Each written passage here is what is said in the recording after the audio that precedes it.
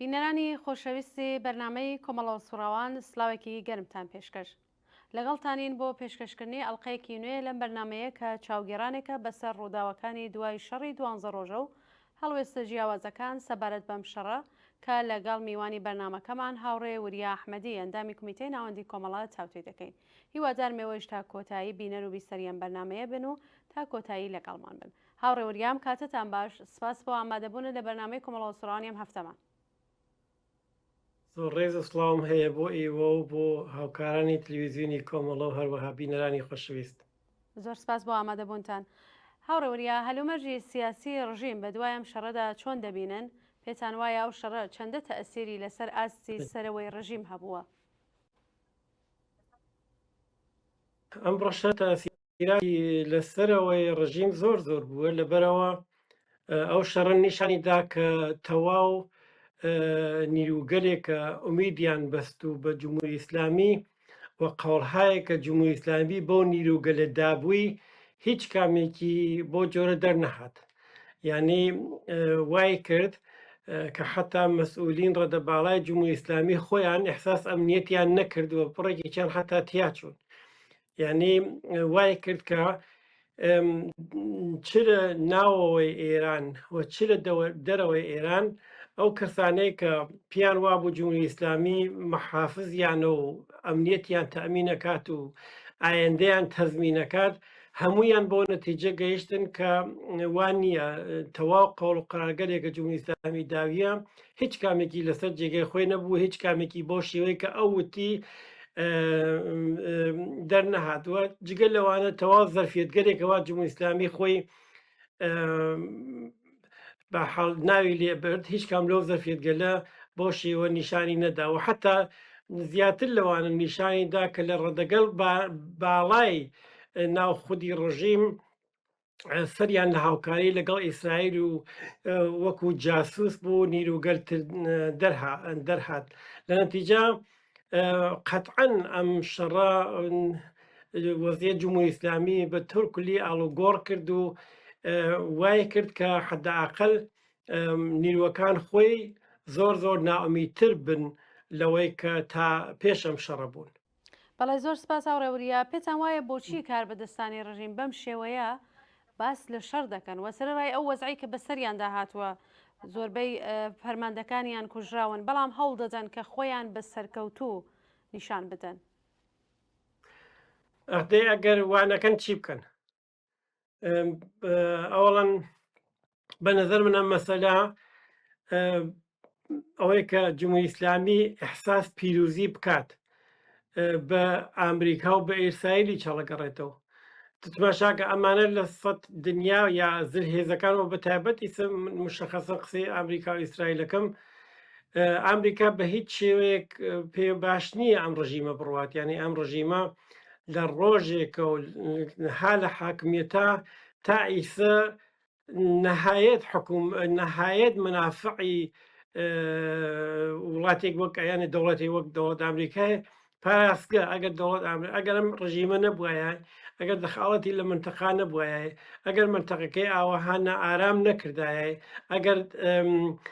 نەبووای بە تهدید بەسەر دراوسەکان ئێرانەوە، خۆ ئەمریکا مەسەڵی من زۆر دوور بۆی ناڕۆم، هەر لەم دەورەی تازەی ترامپە ئەزانی چەندی ئەسلحەی فرۆشتووە. ئەنی بە حقیقەت ئەم جمهوری ئیسلامی ئەوان بە هیچ شێوێک حەز ناکەن جمهوری ئیسلامی حتا لەوەی کە خۆیان حەزەکەن زەعیفتر بێت. بۆیە ئەوەیان بۆ هەموار کرد، یانێ جگە لەوەی کە لە نظر نظامیە و زەرباتی قورسیان لێداوە بە حاڵ بە شێوەیە گەرەکیان بۆ حاڵی کەن کە ئاوا ناکرێتەشی بە قەوڵیان کاتۆشی ڕام بێتوەشی ئەو شتبی کە ئەوان گەرەکیانە، بەڵام لە عین حاڵا زۆر تەلاشیان کرد و ئەو شتانەی کە جمهوری ئیسلامی موعەلەفە گەلێکەوە بەدەستیەوە گرت بۆ ئەوەیە کە بتوانێت وەکو پیرۆزی خۆی نیشانبات، هەمویان هەموار کرد بۆی. و حتا جگەلەوە مەسەڵەن پرۆفسۆرهایەکی پرۆفسۆرگەل، سیاسەتمەدارگەل، ئیقتصاددانگەل لە سەد دنیا پیا بوون لە ڕەسانەگەل ئەوروپاییە بە وەفور دەرەکەون کە بە نەوعی لە مەسەڵەن پیرۆزی ئێران حتا قساکەن یا ئێژن هەموو کەس پێی وا بوو ئێران هیچ قدرەتێکی نییە و وایە وەری نیشان دریا کە بۆ چەنە ڕاکردگەلێکی هەست یا موشکگەلێکێکە هەست کە 2000 کیلومتر ئەڕوات و ماوەیەکی زۆریش ناخایەنێ کە موشکەکان ئێران نەک بە تەلاوی بەڵکو بە قەلب وروپا ئەگەین و یانەی تو تماشاکەی هەماهەنگیەکی گەورە ها لەسەر لە ناو فعالیەت و جنب و جۆشی زلهێزەکانی دنیا بۆ ئەوەی کە جمهوری ئیسلامی بە حاڵتەنبیه بکەن بەڵام جمهوری ئیسلامی هیچ ئیمکان ئەوەیە بێت کە سەری لە ناو سەرگەلا بمێنێتەوە و خۆی بە کەمتر لەوانتر نەزانێت. بە نظر من ئەوە بوو ئەوەی کە جمهوری ئیسلامیش ئەوەی زۆر حیاتی احتیاجە بۆ ئەوەی کە بە نیروگەلێک نیروەکان خۆی و بە تایبەت بەو نیروگەلەی کە زۆر دوو دڵیان تیادا زەعیف بوون ناومید بوون ئەترسن لە داهاتوی خۆیان لەناو ئەم ڕژیمە بمێنەوە بە شێوە لە شێوەکان دووبارە ئومید پیا بکەنەوە ئەوەیان بۆیان هەموار کردگە بەڵام لە حاڵە جمهوری ئیسلامی بە نەزەر من لەوە زەعیفترە بتوانێت ئەو شتانە بە قدرێتەوە نیشان با وەلی تەلاشێکە ئێکات و ئەو تەلاشیچە تقریبن مۆرد پشتیبانی زمینی زلهێزەکان دریا قەراری گرتووە. بەڵێ کاگوریا لە کاتی شەڕەکەدا بەشێک لە ئۆپۆزیسیۆنی ڕاست کە هەمیشە هیوایان نەک بە هێزی خەڵک بەڵکو بەهێزی دەرەکی بووەوە بۆ بەدەستێنانی دەسەڵات بەو شێوەیە شاگەشکە بوون و پێیان وابوو 2 ڕۆژی تر لە تارانن بۆ وایە بۆ ئەو هێزانەوانە. ئەزانی هێزی ڕاست کەلیمەی خۆت ئەو کەلیمەیە کە خۆت بکات بر زۆر مناسبە. هێزی ڕاست یانێ هێزی سەرەوە یعنی بانگەرێکی مافیای حکوومەتی لەم دنیا کە ئەیانەوێت حکوومەت بگۆڕن و حکوومەتێک بێنە جێگەیانێ خوان بخۆیان بڕە جێگەی باندێکی حکوومەتی کە ئێزا لە حکوومەتە بۆیە ئەگەر تماشاکەی مەسەڵەن لە فاصلەی 40-50 ساڵ گذشتا هەتا نزیک هەشتانەوە حکوومەت لە دنیا ڕوخیاگە و بە حاڵ ئەوەز کریاگە و ئەوانە هیچ کامێکیان لە تەرێک خەڵکە و حتا ئەوانی چوارە تەرێک خەڵکە و توانی بێتیان بگۆڕدرێن بەڵام لە ئاخر و لەسەر لە تەرێق ئەم باندە ڕاستگەلەی ناو جەهانەوە سربەست کریاگن و بە شێوەی لە شێوەکان حرەکەتە خەڵکیەکەیان یان دوارە بەنەوعی کردێتەوە بە زت خۆی خودی ئینقلاب ئێران بەڕاستی نمونەیەکی زۆر بەرچاو بوو لە مەسەلەکە خەڵکی ئێران هاتنە سەر خیابان شایان ڕوخوان قوربانیاندا 1000 دانە ئارەزویان بوو بەڵام تەیفی ڕاستی ناو کۆمەلگا توانی شالا بوات و خومینی بێتە جێگەی و هەریسێجەوە دووبارە ها لە جریانە کە مەسەن ئەم ڕژیمە بڕوات و کەسێتر بێرێتە جێگەی ئەوان هەم ئەزانن لێ هەم تەجربەی 300-400 ساڵەیان هەیە لە عمر سەرمایەداریا بۆ گۆڕاندن ئەم نوع حکوومەتانە و بە حاڵە نظر خۆیانەوە ئاسانترە بۆیان کردنەکەی و بۆیە زۆر لەسەری ئەڕۆن و ئیدای نابوو کە لەم حمڵی 12 ڕۆژەی ئیسرائیل بە ئێرانیچا بتوانن کاری وا بکەن و تەنیا چێکی تازەیش نییە لە مۆردهای مختلف ئەوان هەر ئەوەیانە نیشانداوە حتا ئەگەر لە بیرت بێ لە جنبشژینا تەلاشیان کرد نەهایەت تەلاش خۆیانیان کرد کە بلەخەرە لەو جنبشیچەی استفادەکەن بۆ ئەوەی کە ئەگەر باندێکی حکوومەتی ئیسلامی مەسەڵەن لە ئێران ئایسە حاکمە ئەوان لاچن و جەماعەتێتر بێنێت جێگەیان و حتمن لە ناو مساحبەکانە خۆتان تاقیتان کردووە ئەوان مەسەڵەن کوڕیشا چۆن لەسەر ئەرتەش و لەسەر سپا و لەسەر بەسیج و لەسەر نیروگەل مۆجود و نیروگەر سەرکوب مۆجود و ئەوانە قساکە بەڕاستی کوڕشا فقط نمونەیەکە چون ئەوە نمونە لە تەواو دنیا ئێمە ئەیبینین کە ئەو تەیفی ڕاستە بەحاڵ ئەم حکوومەت لە ئەوانەوە حکوومەتەکەیان ئەنە جێگەی بەداخەوە لەو ڕابتەوە ئەوان تەجربیان زۆرترە و حتا تا حدودێکی سەرکەوتوانە تر بوون لە جەماوەری خەڵکی کرێکار و هەژار و فەقیر کە زۆربەی ستەمەکان ئەوانەیە کێشتن و حتا زۆربەی زەحمەتگەلێکە بۆ لابردن حکوومەتەکان و قوربانیەکانیان هەر ئەوان ئەیدەن بەڵام خێرەکەی ئەو جەناحە ڕاستی ناو کۆمەلگای بات. بەڵێ کاگوریا وشەیەک بە ناوی ڕژیم چەنج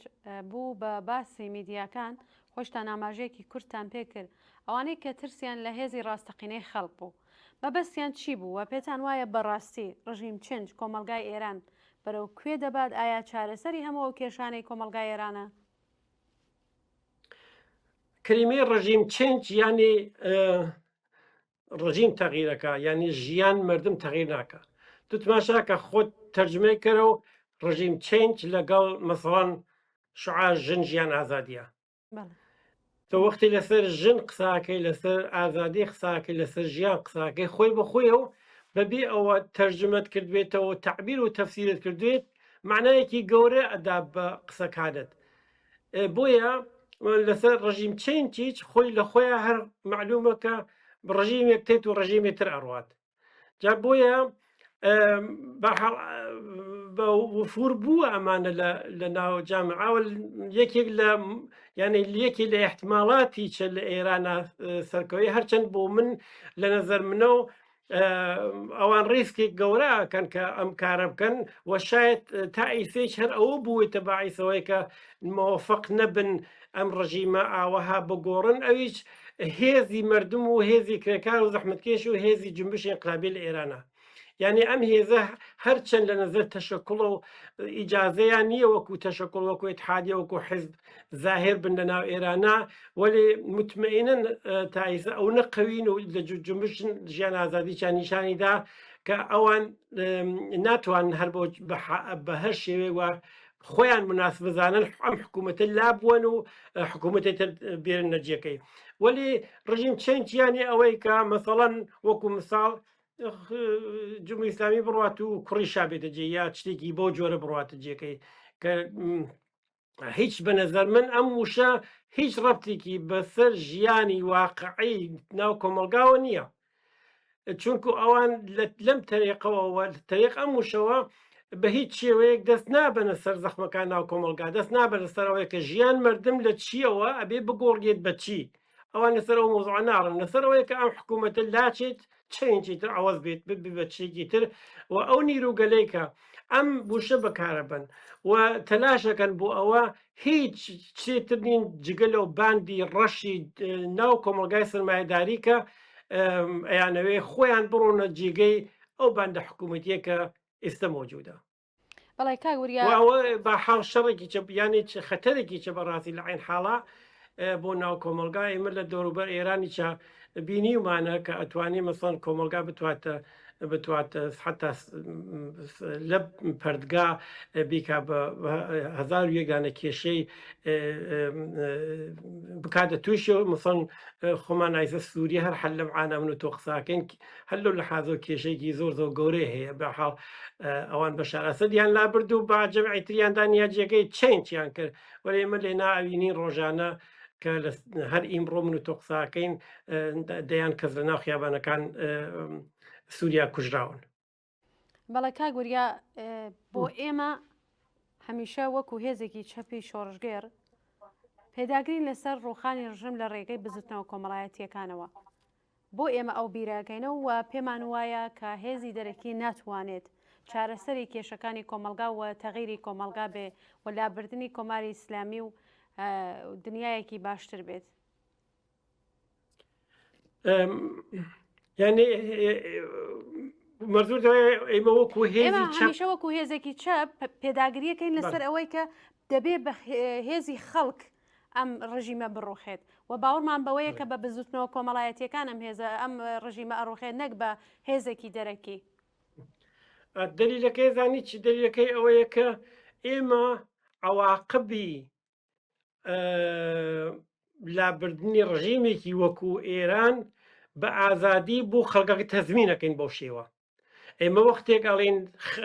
حکوومەتی وەکو حکوومەت جمهوری ئیسلامی لە تەریق جنبشی انقلابی خەڵکەوە ئەبێ لابچێت جنبشی انقلابی خەڵک یانی ئازادی یانی بەرەو بەرابەری بڕۆی یانی ئەمنیەت یانی ڕفاه یانی جامعەیەکی لایەقی شانی ئینسان بۆیە ئەوە ئەگەر حکوومەت من ناژم هەر جۆرێک بێ لە نەزەر لە تەرەف خەڵکەوە بڕوە حکوومەتایەکی زۆر بوون حتا خودی جمهوری ئیسلامی سە ئشارەم پێ کرد کە لە تەرەی خەڵکەوە چوون وەرە دەست بەسەرکران من قسەی ینی قسەی دوای ئەواکەم ئێمە بۆیە پێمان وایە ئەگەر خۆی خەڵک دەست ببەن بۆ ئەم ڕژیمە بیگۆڕن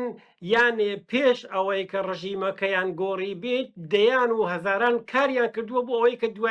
دوایەوە کە ڕژیمیان لابر لە دەستیان نەسێنەوە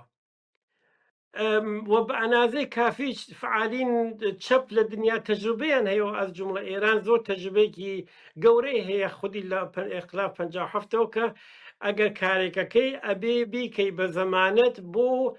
بۆ دوای کارەکەت ئەویچ ئەگەر ئێمە ئەیژین کرێکاران و زەحمەتکێشانن ئەبێ ئەم ڕژیمە لابوون یانێ کرێکاران ئەبێ لە بەرای یەکگرتوو بن ئەبێ تەشکیلاتیان بێ ئەبێ قدرەتیان بێ ئەبێ تەرەف حەساو بن وەختی قدرت بن خب دوایی ئەگەر بە قدرەتەکەی خۆیان توانیان جمهوری ئیسلامی لابوون و لە بینی بوون خوب بە قدرەتەکەی خۆیان توان کۆمەلگای خۆیان زۆر ڕەحەتر ئێدارە بکەن زۆر ڕەحەتر ئێدارە بکەن ئێمە لە ڕۆژاوا بینیمانەیتر ئێدارەکردن کۆمەلگا زۆر ڕەحەترە لە شەڕکردن لەگەڵ دوشمنە دەلیلەکەی ئەوەیە ئێمە پێمان وایە جنبشی ئینقلابی زەمانەتێکە بۆ ئازادی بۆ ڕفاه بۆ ئەمنیەت بۆ ئەوەی کە بتانی کۆمەلگایەکت بێت لەو کۆمەلگا بتانی ئەحساس شخصیت و کەرامەت ئینسانی بکەیت و بپارێزی بیپارێزن بۆت ئەوە لەبەر ئەوەیە ئێمە پێمان وایە هێزی چەپ کرێکاران و زەحمەتکێشان و مردم ئەبێ ئەم ڕژیمە لابن ئەگەر نە هیچ دلیلی تری نییە ئەگەر قرار بواە مەسەڵەن وەکو زۆر کەسێژن ئامریکا بێت و ئەمریکا بمب و هەواپەیما و بمگەل ئەتۆمی و ئەوانە بێت حکوومەت لابوات و لەناو بمبەکانیا ئازادی و ڕفاه و ئەمنیەت بۆ ئێمە بێرێت منێژمایە ئەکرێت ئەم کارە ئایا واقعان کەسێکە توانێت تەسەوەر کات کە بمب ئازادی تێرێ لەگەڵ خۆیان ئەسلحەی ئینسان کوش ئازادی تێرێتە خۆیان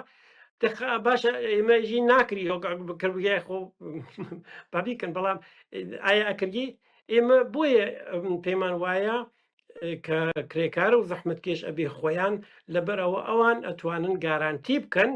و حرەکەتەکەیان جنبشەکەیان ئەتوانێت گارانتی بکە کە دوای ئەوەی کە حکوومەتەکەیان لابر ئەتوانن بە ئومیدەکان تریان بگەین کە جامعەیەکی لایەقی شەئەنی ئینسانە. بەڵێ زۆر سپاس کاگوریا. سەبارەت بە فشار بۆ سەر زیندانیانی سیاسی و خەڵکی پەنابەری ئەفغانستانی دوای ئەم شەڕە دەمەوێت بپرسم بۆچی ڕژیم بەم شێوەیە جڕندانە لەگەڵ زیندانیان و خەڵکێک کە واتە خەڵکی ئەفغانستان کە دەیان ساڵە لە ئێران دەژین دەجوڵێتەوە هاتمەن خۆتان هەواڵەکانتان بیستووە و لە چەند ڕۆژی ڕابردوشتا خۆتان لە ئەڵمان سمینارێکتان بەڕێوە بر هەر لەو بارەوە. بەڵێ ڕەن چۆنامە شاید هەڵگەڕێتەوە بۆ پرسیارەی ئەوڵت کە ئەم حکوومەتە چی بەسەر هاتووە لە دوای لەلا ئەم شەڕا و دوای ئەم شەڕە ئەم حکوومەتە داهاتووی خۆی زۆر ئەترسێت ئەم حکوومەت زەعیف بووە زۆر کەسێژن فقط قاوڵخەکەی ماوە ئەم حکوومەتە بەوە احتیاجی هەیە کە قودرەتێک نیشان بە دەی لە حاڵێکاوە ئاو نەزەعیف بووە ڕەهبەرەکانی لە نظامیە تا حکوومەتی و دانە خەریکن حتا دوای شەڕ 12 ڕۆژێک هەر خەریکن ئەیان کوژن ناتانێ ئەمنیەت ڕسەران خۆی تەئەمینکە دەی بە چ شێوەیەک نیشان بات کە قودرەتی هەیە و کەسە بێ بترسیلی و کۆمەلگا نابێت هەڵسێتەوە ئەوانە بم بە حملەکردن بە زەعیفترین و بێدفاعترین قشتی ناو کۆمەلگا بێدفاعترینەکان تێگەن خۆ ئەسیرەکان کەسێکە هەر ناو زیندانە ئەسیر خودی جمهوری ئیسلامیە هیچ گونە ئیمکانێکی نییە هیچ گونە ئیمکانی حتا ئیمکان ئەوەی نییە کە زڵمگەلێکە والی ئەچێ شکنجەیەکەوە ئەیکەن منعکسی کاتە و مردم بزانن بەسەڵەن پەنابەرانی ئەفغانی لە ئێرانە ئەوڵەنەوە پەنابەرگە لە من لەسەر وشەی پەنابەر تۆزی ملاحزم هەیە حەزەکەم ئەوەیش عەرز بکەم ئەوانە پەنابەر نین ئەوانە ئینسانگەلێکن کە بڕێکیان دوو نەسڵ و سێ نەسڵ لێنا ژیانەکەن و حتا لەوێ لە دایک بوون ئەوانە کەلیمەی مۆر ئەفغانی یا ئێرانی چەسپاندن بە سەر کەسێکەوە ئەوە شتێکی ڕاسیستی و فاشیستیە کە بە نەزەر من جنبشەکەی ئێمە لە ئەوڵی قەدیم خۆیان لە ئەوڵی قەدەم خۆیان ئەبێ ئەو وشەگە لە هەر لە بین بوات و مەمنوعی کات ئیسفادەکردن لێ. بەڵام بە هەر حاڵی سێمە لەگەڵم پەدیدا ڕوبەڕووین ئەویش مەسەڵەن پەدیدێکە بەناو مەهاجر یا پەنابەری ئەفغانی لە ئێرانە خۆ حکوومەت جمهوری ئیسلامی بە چ شێوێک نیشان با قودرەتی هەیە دەی قودرەتەکەی خۆی لێنا بە نمایشە کێشەی کە مەسەڵەن 400,000 و 500,000 کەسێک کە بە ناو ئەفغانی و مۆر ئەفغانی تریا بە ناو توێڵیانە بیانوادە سەر مەرز و نیشان باکە حزوری هەیە و ئەم ڕژیمە هێشتا قودرەتی هەیە و هەیە و هەر کەسێکیش قسەکە ئەتوانێت سەرکوبیکە. بۆیە بە نەزەر من ئەم ڕژیمە احتیاجی بەوە هەیە هەرچەند ئینسانگەر سیاسی فعالی ناو ئێران هەموویان نەزانن خۆی ئەوە لە ناو خۆی چییە ئەگەر ئەوان پیان وایە یانێ قودرەت ئەنوێنن وەلی لاوازی نەوێت و بیلیاقەتی نەوێت و بێ بە نەزەر من زعیف بوون نەوێت هیچێت لەوە ناتوان بەم شێوە لە خۆیان نیشان بن لەبەرەوە هەر خودی ئەوە نیشانەدات کە ئەوان زۆر زۆر زعیفترن لەوەی کە بتوانن بەم شێوە قودرەت نماییکەن بەسەر کۆمەڵگا و دەوروبەرەکەیانە. بەڵای زۆر سپاس کاک وریا لەسەر ببوورە من لەسەر ئەو پرسیارەی دوایت مەسلەی دەرەوەی ئێران نازانم پرسیارەکەت ئەو بکە ئێمە لێرە ئێستا پرسیارە گەرەکمە و پرسیارە لێ بکەم شاید زۆرتر پرسیارەکەت بۆ ڕوونکەمە و ئێوە خۆتان یەکێک لە ڕێخەران و بەشدارانی کارای چالاکیە جۆراوجۆرەکانی دیفاع لە مافی زیندانیانی سیاسی و خەڵکی پەناوەری ئەفغانستانین لە دەرەوەی وڵات پێتان وایە چۆن دەکرێت ئەم چالاکیانە پەرە پێ بدرێت؟ من ئاماژەیەکی کورتم کرد بە سمینارێک ئەگەر پێتان خۆشە خۆتان لەو بارەوە قسە بکەن. ئەرێ سمینارێک بوو لە شارەکەی ئێمە لە شەر کۆڵنی ئالمانە بەرگوزار بوو کە جەماعەتی فعالینی چەپی ئەفغانستان و ئێران ئەحزابی چەپی ئێران نوێنەرەکانیان هاتن لەوێ قسەیان کردو بە نەزەر من سمینارێکی زۆر باش بوو بەحاڵ بەشێکی لایف پەخشەوە بوو بەشێکیی زەبت کراوە نازانم لە تلویزیونەکانەوە پەخشەوە بوو یا پەخشە بێتەوە وەلێ جگەل لەوە سمینارە جەلساتێکی زۆریش بەرگوزار بووە شەبەکەهایەکی زۆر دروست بووە ئەو شەبەکەگەلا خەریکن یاواشیواش بە یەکەوە وەسڵ ئەبن من پێم وایە ئەم ئینسانگە لە ئەم فعالین ناو جنبشگەل پێشکەوت و خوازی ئەفغانستان لەگەڵ جنبشی چەپی ئێرانە ئەبێ زۆرتر بە یەکەوە ئاشنا بن نەبێ فعالیەکە فعالینەکانیان بە یەکەوە ئاشنا بن نەبێت تەماسیان بێ بەیەکەوە ئیمڕۆ دنیایەکی مدرنە لە تەریق شەبەکەهای اجتماعیە و لە تەریق مەسەڵەن شتێکی وەک زوومەوە لە تەریق ئەتانن زۆر جەلسات بەرگوزار بکەن کە هەر ئیسە واقعانە و شتانە هە لە حاڵجەریانە لە کشورهای مختلفە بەڕاستی لە چەندین وڵاتە و لە هەر وڵاتێکی حتا لە چەندین شارە مەسەڵی ئێمە لە ئالمانە وەکو نمونە شار هانوفر شار فرانکفورت شتوتگارت کۆڵن هامبورگ برلین ئەوانە مەسەڵەن ئاکسیۆنهایەکی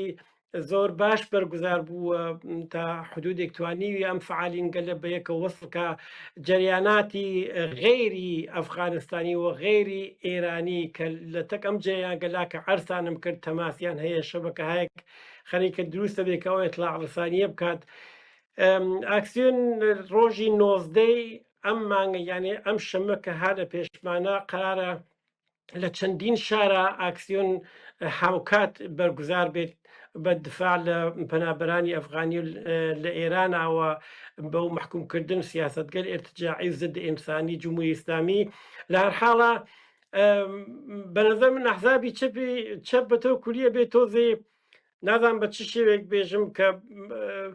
بەحاڵ نەبێ بە بێاحترامی وەرێ بێ خەبەریان بێتەوە ئەمانە نقطە عەتفایەکن لەم نقطە عەتفەلا ئەبێ ئەحزابی چەپ تەشکیلاتهای چەپ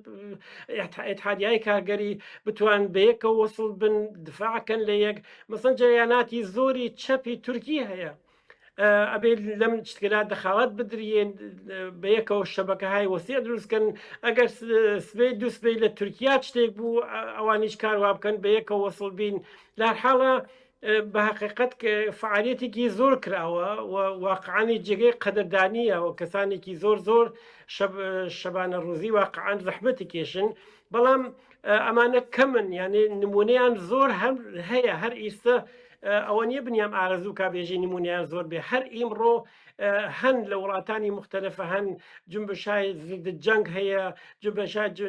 دفاع لە پەنابەری هەیە جنبشای ضد ڕاسیستی هەیە ئتحادیهای کرێکاری هەیە تەشکیلاتی جوانان هەن تەشکیلاتی دانشجوان هەن هەمووی ئەوان زۆر وەسیعن حقوق بەشەری و ئەمنستی و ئەمانە هەن ئەمانە ئەبێ بتوانن لە وەختایەکی ئاوا بەهانای یەکەوە بێن و ئێمە ئەو تەشکیلاتین و یا ئەو کەسانین و ئەو تەشکیلاتین کە لەم ڕاستە تەلاشەکەین و بارحاڵ بە شێوەی لە شێوەکان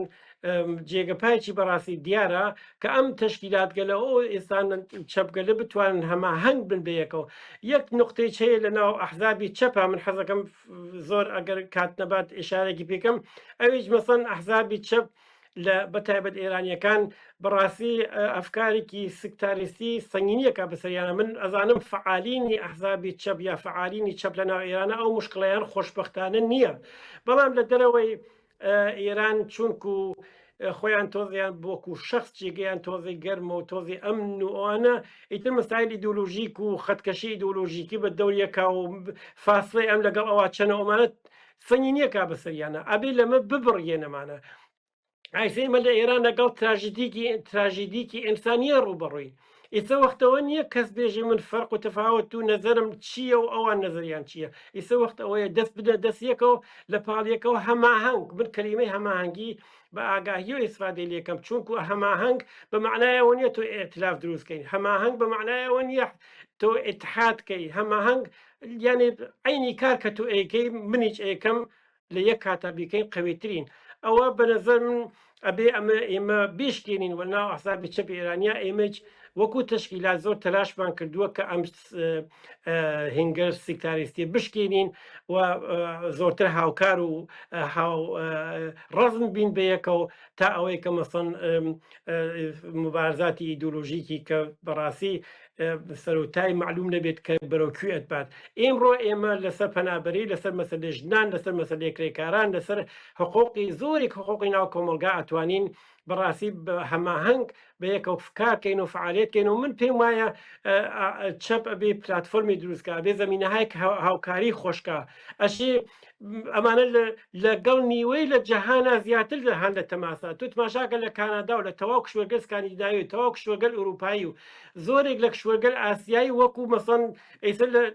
حتا سەرڕای شەڕیش مەسەن وەکو ڕۆژاوا بگرە وەکو تورکیە بگرە وەکو عێراق بگرە وەکو ئێران هەمووی ئەمانە لە عینی کاتە هەن لە تەماسا بەیەکەوە فعالین ئێران و تەشکیلات خۆمان بە تایبەت لە هەمووی ئەم وڵاتانە کە ئایسا عەرزم کرد هەن و ئێمە تەلاشەکەین بتوانین ئەو شەبەگەگەلە بتوانین هەم بەیەکە وەسڵکەین و تەلاشکەین ئەو ئەحزابی چەپە بتوان هاودەنگ و هەماهەنگ بە تایبەت لەم مۆردگەلا کە بۆ هەموو کە زۆر ڕۆشنە و کەس اختلافی تەکیانی وەکو مەسەلەی پەنابەری کە بتوانانی بەیەکەوە زاهر بین هیوادارم بتوانێت مؤثر بێت کارەکە. بەڵی کاگوریا زۆر سپاس بۆ ئامادەبوونن من پرسیارەکانم کۆتایی پێهاتوە ئەگەر بۆ خۆتان قسێکی تایبەتتان هەیە کە لە کاتی بەرنمەکە ئاماژەتان پێ نەکردوە بفەرمون. من عەرزێکم نییە فقط هیوادار بەڕاستی هیوادارم بەسەرەی پەنابەری ئەفغانستان لە ئێران ئایسە خۆی واقعەن کارێکی ئینسانیە زۆر معنیدارە یعنی ئەم شتا ئیما خاتە دەوران بیر دەوران هیتلر ئەمان خاتە بیر مەسەن تۆ تەسەور کە لەم دنیا مدرنا حکوومەتەکە بێژێ بە خەڵکەکەی بێژی نانیان پێی مەفرۆشن بێژی ئیجازەتان نییە ئاویان پێ بدەن لەمە خراپتر ئیتر نازانم چ شتێک بنیان بتوانێت لە نزە ئینسانی و بخۆی تەسەوەری بکە ئەمە ئەبێ تۆزێ خەبەرمان کاتەوە هیوادارم من نەزانم لە ناوە فعالین زۆر زەحمەتە کێشن زۆر جێگای قەدردانیە ئەوانیش ئەوەشەی ئەوە بزانن کە لە دەرەوە فعالێتەکانیان ئەبینرگێت بەڵام لە دەرەوەی وڵاتی چەبی ئێمە هەروەکو ناوەی وڵات بکەین و بتوانین هەماهەنگ زۆرتر مؤثر بین بەیەکەوە عەرزێکم نییە من زۆر سپاسان دەکەم بۆ ئەم بەرنامە. بەڵێ زۆر سپاس بۆ ئێوە هاوڕێوەریە ئەحمەدی ئەندامی کمیتەی ناوەندی کۆمەڵە کە لە بەرنامەی کۆمەڵە سوڕەوانی ئەم هەفتەمان بەشدار بوون. ئازیزان و خۆشەویستان زۆر سپاس بۆ ئێوەش کە تا کۆتایی بینەروبی سەریەم بەرنمەیە بوون و سپاس بۆ هاوڕێیانی هاوکارم کەم بەرنمەیان بۆ ئێمە زەبت کرد. سپاس بۆ ئێوە ماڵاوە.